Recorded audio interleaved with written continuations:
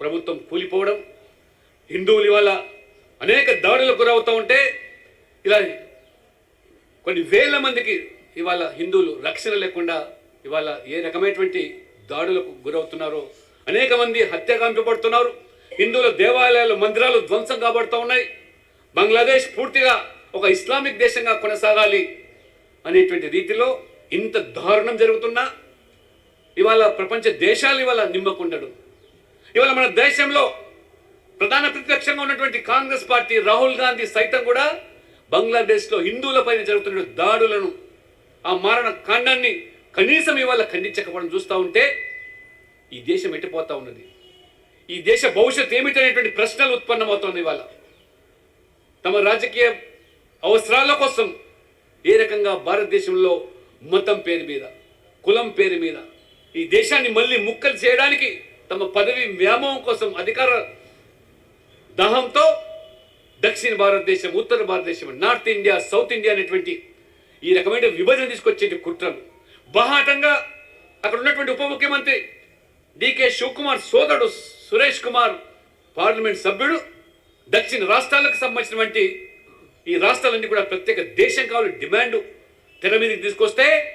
కాంగ్రెస్ మాట్లాడదు. కాంగ్రెస్ అధినాయకత్వం వారి మీద చర్యలు తీసుకోదు. వాళ్ళ పశ్చిమ బెంగాల్ ఉదంతాలు మొత్తం దేశ ప్రజలు కలవరపరుస్తూ ఉన్నది. ఇవాళ ఇంత దారుణం జరుగుతూ ఉంటే బంగ్లాదేశ్లో హిందువుల పట్ల మమతా బెనర్జీ మాట్లాడదు. పైపెచ్చి వాళ్ళ బంగ్లాదేశ్లో ఏ రకంగా ఇవాళ రోహింగ్యాలకు ఆశ్రయం ఇచ్చి రోహింగ్యాలను పెంచి పోషిస్తూ ఏ రకంగా అక్కడ ఉన్నటువంటి స్థానికుల మీద దాడులు, ఆ రకమైనటువంటి దౌర్జన్యాలు జరుగుతూ ఉంటే మమతా బెనర్జీ కేవలం అధికారం కోసం, ఓట్ల కోసం ఆ రోహింగ్యాలకు ఇవాళ ఆధార్ కార్డులు, రేషన్ కార్డులు, ఈ దేశ సంపదను ఏ రకంగా పంచిపెట్టే దుస్థితి ప్రజాస్వామిక వాదులు ఇవాళ ఆలోచన చేయాల్సిన పరిస్థితి వస్తుంది. ఏ స్వాతంత్రం కోసమైతే ఆనాడు ప్రాణాలు త్యాగం చేశారు, ఉరి కొమ్మాన్ని కూడా ఏ రకంగా వారు ఈ స్వాతంత్రం కోసం, స్వేచ్ఛ కోసం బ్రిటిష్ పాలకుల వ్యతిరేకంగా పోరాడి వీర సవర్కర్ యొక్క కఠినమైన కారాగార శిక్ష అండమాన్ నికోబార్లో, ఈ చరిత్ర నిజంగా ఒకసారి మనం దాన్ని ఆలోచన చేసినట్టయితే ఈ దేశం ఏమైపోతున్నది. కేరళలో పరిస్థితి, బెంగాల్లో పరిస్థితి, తమిళనాడు ద్రవిడ రాజకీయం ఈ రకంగా దేశాన్ని ముక్కలు చేయడానికి పడుతున్న కుట్రలను భగ్నం చేయడానికి వాళ్ళ మోదీ గారు ప్రధానమంత్రిగా సబ్కా సాత్ సబ్కా వికాస్ అని దేశ సమగ్రత కోసం, రాజకీయాలు ఎన్నికల వరకే, రాజకీయాల తర్వాత ఈ దేశం కోసం, దేశ ప్రజలందరి కోసం అని చెప్పి వారు పరితపిస్తూ ఉంటే ఈ దేశంలో నుండి పార్టీలకు తోడు ఇతర దేశాల నుంచి కూడా మొన్న ఎన్నికల్లో ఏ రకంగా ఈ దేశాన్ని బలహీనపరచాలంటే మోడీ గారిని ఓడించాలి. ఈ దేశం బలపడుతూ ఉన్నది, సవాళ్ళు విస్తూ ఉన్నది ప్రపంచానికే, ఒక విశ్వ గురుగా మారే పరిస్థితి వస్తుందని చెప్పి ఒకవైపు పశ్చిమ దేశాలు, మరోవైపు ఈ అరబ్ దేశాలు ఈ రకంగా కుట్రలు మన్ని చైనాతో సహా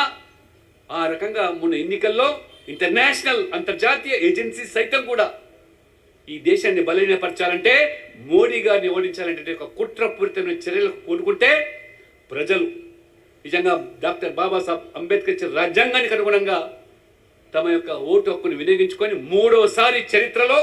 60 సంవత్సరాల తర్వాత మరి ఒక వ్యక్తి మూడోసారి ప్రధానమంత్రి కావడం అంటే అది నరేంద్ర మోడీ వల్లనే సాధ్యమైందనే విషయాన్ని అది ఒక చరిత్ర. ఇవాళ 40 సంవత్సరాలతో ఒక పార్టీ ఆ రకంగా 200 పై సీట్లు సాధించి అధికారంలోకి వస్తే దాన్ని ఇవాళ ఏ రకంగా ఇవాళ వక్రీకరిస్తున్నారు.